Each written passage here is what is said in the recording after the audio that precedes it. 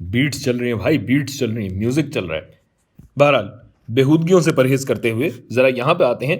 यहां पे बीट्स की बात की गई है और एक चीज लिखी हुई है कि बीट फ्रीक्वेंसी जो है वो दो वेव्स की फ्रीक्वेंसीज के डिफरेंस का हजम है या कदर मुतलक है, पॉजिटिव वैल्यू। तो फर्ज कीजिए यहां पे आपको एक अदद सिग्नल दिया गया है और उस सिग्नल में आप देख सकते हैं कि यहां पे कहां कहां आपके पास कंस्ट्रक्टिव और डिस्ट्रक्टिव इंटरफेरेंस हो रही है। यहां आपके पास मैक्सिमम एम्पलीट्यूड जा रहा है, जाहिर है यहां कंस्ट्रक्टिव होगी, फिर यहां तकरीबन मिनिमम है तो इधर डिस्ट्रक्टिव, और यहां कहीं कंस्ट्रक्टिव इंटरफेरेंस हो रही है। अब ये हो क्यों रहा है? क्योंकि दरअसल आपके पास दो अलग अलग सिग्नल्स हैं, ये पिंक और हरे वाले सिग्नल्स हैं, जो आप देख सकते हैं कि अलग अलग फ्रीक्वेंसीज पे या अलग अलग टाइम पीरियड्स पे चल रहे हैं। और ऐसा करने से हो क्या रहा है कि एक जगह जाके ये बिल्कुल इन सिंक हो जाते हैं, यानी बिल्कुल बराबर इंटरफियर करते हैं, जिसको हम कंस्ट्रक्टिव इंटरफेरेंस कहते हैं, जिसकी वजह से हमारे पास ये मैक्सिमम एम्पलीट्यूड आ रहा है। और फिर डिस्ट्रक्टिव पे आप देख सकते हैं कि ये दोनों एक दूसरे के बिल्कुल ऑपोजिट जा रहे हैं, तो यहां एक दूसरे को कैंसिल आउट भी कर रहे हैं। और फिर आगे चल के दोबारा यही चीज आपको नजर आती है कि कंस्ट्रक्टिव दोबारा इंटरफेरेंस हो रही है। तो ये जो कंस्ट्रक्टिव और फिर डिस्ट्रक्टिव और फिर कंस्ट्रक्टिव, यहां पे भी आप देखिए कि असल में एक वेव का पैटर्न है। तो जैसे एक वेव में आपके पास चक्कर चलता रहता है, मैक्सिमम फिर जीरो, फिर नेगेटिव मैक्सिमम, फिर जीरो, फिर पॉजिटिव मैक्सिमम, तो इसी तरह आपके पास यही एक पैटर्न या वेव एक बनती है, कंस्ट्रक्टिव फिर डिस्ट्रक्टिव फिर कंस्ट्रक्टिव, फिर डिस्ट्रक्टिव कहीं होगा, फिर दोबारा कंस्ट्रक्टिव होगा। यानी सिग्नल्स जैसे जैसे चल रहे होंगे, एक कंस्ट्रक्टिव से लेकर दूसरी कंस्ट्रक्टिव तक का फासला या डिस्ट्रक्टिव से डिस्ट्रक्टिव तक का फासला एक पूरा टाइम पीरियड कहलाएगा, जो कि बीट का टाइम पीरियड कहलाता है। ठीक है भाई, तो एक एक करके अगर वेव्स को देखें, पहले देखते हैं हम हरी वाली को।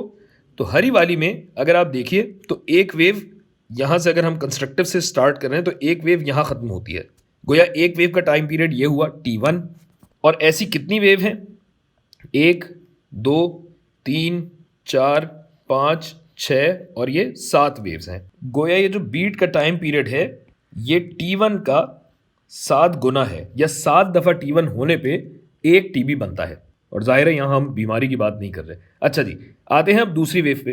तो दूसरी वेव में देखिए तो इसका जो टाइम पीरियड बन रहा है वो T2 बन रहा है, और ये 1 2 3 4 5 और यहां तो 6 वेव्स हैं। यानी एक कंस्ट्रक्टिव से दूसरी कंस्ट्रक्टिव तक जाने के लिए हमारी गुलाबी वेव T2 के लिए जो TB बनता है वो कितना बनता है?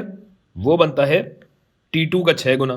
तो जरा दोनों बातों को एक जगह लिख लेते हैं पहले और देखते हैं यहां कुछ कहानी बन रही है या नहीं। तो भाई TB जो है वो हरे वाले में T1 का 7 दफा था और TB गुलाबी वाले में 6 दफा T2 था। अब अगर 6 दफा था और ये 7 दफा था, इसका मतलब ये कि गुलाबी वाली जो वेव है उसने एक वेव कम गुजारी है। गोया अगर मैं इस हरे वाले में नंबर ऑफ वेव्स को, वेव्स की तादाद को अगर N1 कहूं, तो यहां पे N1 से एक कम वेव लगी है T2 की। सही है भाई। अब अगर इसमें मैं N1 को सब्जेक्ट बना के TB/T1 इसको मैं यहां डालूं, जो कि आप अपने हाथ से करेंगे, जाहिर है मैं यहां मैथ नहीं पढ़ा रहा, फिजिक्स पढ़ा रहा हूं, तो मैथ में तो कम से कम आप मेरी मदद कीजिए ना यार, प्लीज़ यार, please meet me half way, आधा आधा कर लें यार। अच्छा जी, तो इस तरह कर कर आके बीट का जो टाइम पीरियड आपके पास आना चाहिए ना, वो आना चाहिए T1 T2 बटा T2 माइनस T1। एक सेकंड, T1 हरे में था, सही है। और अब अगर हम फ्रीक्वेंसी की बात करें तो फ्रीक्वेंसी इसका इन्वर्स होगा, जो कि बनेगा T2 माइनस T1 बटा बटा T1 T2।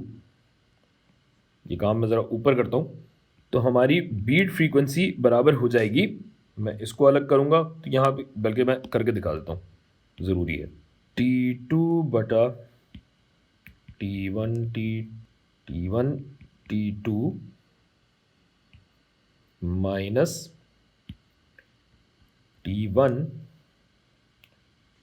बटा T1 T2।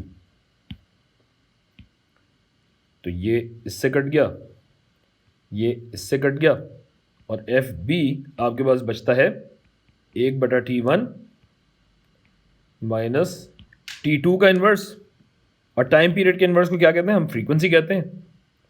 बस ये साबित हुआ कि ये एफ बी जो है ये होगा F1 माइनस F2 के बराबर।